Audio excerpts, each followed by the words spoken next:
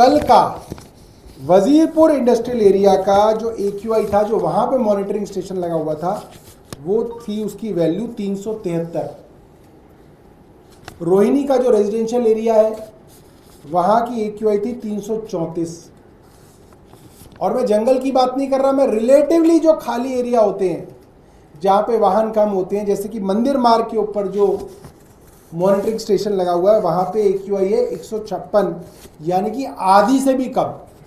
अब आप इसका कंपैरिजन कीजिए, वजीरपुर इंडस्ट्रियल एरिया में 373 है, एक ही दिन एक ही समय की AQI, और उसी समय उसी दिन मंदिर मार्ग पे 156 है। तो इसका मतलब अगर आप जंगल में मालचा महल में लगा दोगे तो वहाँ तो 80 होगी।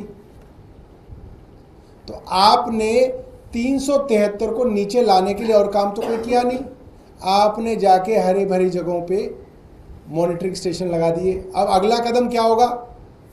जहां ज़्यादा हैवी पोल्यूशन है सड़क के किनारे, इंडस्ट्रियल एरिया में, उसको ख़राब कर देंगे। वो ख़राब हो जाएगा और वो ख़राब ही रहेगा, पूरे पोल्यूशन के समय वो ख़राब रहेगा, तो एवरेज और कम आ जाएगी। और अंग्रेज़ी अखबार के अंदर हेडलाइंस आएंगी, रेखा गुप्ता की 3 इंजन की सरकार ने चमत्कार किया। और दिल्ली का पोल्यूशन जहाँ पे AQI 350 होती थी वो घट के 150 हो गई।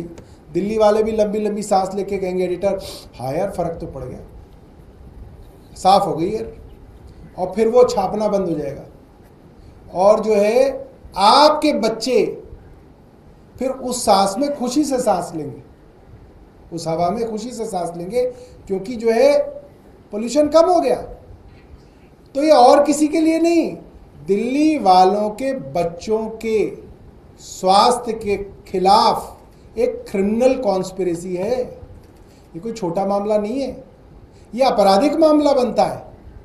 और आपराधिक मामला इसलिए बनता है क्योंकि आप दिल्ली की जनता को उनके स्वास्थ्य को लेके मैनिपुलेट कर रहे हो, जबकि आपको मालूम है कि पोल्यूशन ज़्यादा होगा।